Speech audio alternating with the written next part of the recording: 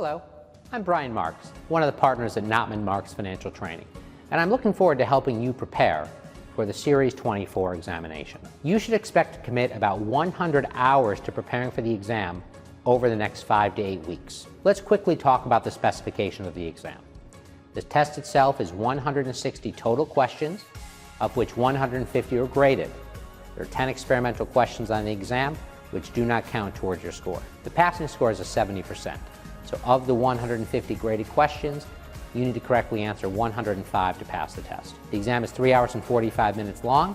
You'll have plenty of time to finish the test because there's very little math on the examination. The exam is broken into 5 content areas: general broker-dealer supervision, supervision of registration, supervision of accounts, supervision of trading, and supervision of investment banking. The exam focuses on applying rules you've studied in those 5 content areas to specific scenario-based questions. So there's not a lot of math on this test. They give you a calculator, you're probably not going to use it.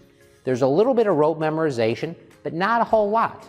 It's mainly scenario-based questions. This exam is unique and different from the registered representative level exams you might have taken earlier in your career. Unlike the Series 7 or the Series 79, where maybe you read some of the book, maybe you read none of the book, and you still pass the exam. Reading the book for the Series 24 is not an optional activity. So go ahead, tear through that FedEx label, make your way through the bubble wrap, and start reading the book. And I'll sit here and wait until you finish. No, I'm just kidding. But seriously, reading the book is very, very important for this test. This exam knows you're smart, or at least it thinks you're smart, so you cannot fool them by trying to pass without reading the book. When you're reading, don't worry about retention of the information. Nobody retains by reading just the textbook. Focus on comprehension of the content while it is staring at you in the face. If you get to Chapter 3 and you've forgotten everything from Chapters 1 and 2, that's totally fine. You're almost reading it like a novel. A terrible novel, but a novel nonetheless. Once you're done reading the textbook, you should attend one of our programs. You can either come to a live class or you can watch our on-demand training. The purpose of the class is to cover the most difficult content and the most heavily tested content. We suggest attending the program within a few weeks prior to your examination. If you'd like to come earlier than that, a few months before, that's okay. But then you should probably come back to class just before taking your exam. And you know what? Even if you'd like to come to class after passing the exam, we're happy to have you, though we rarely get any takers on that. In addition, you're going to be doing practice exams. We suggest completing at least 1,000 practice questions on the Q Bank before taking the test. Plus, you're going to do our diagnostic and benchmark exams, which are each more difficult than the actual test.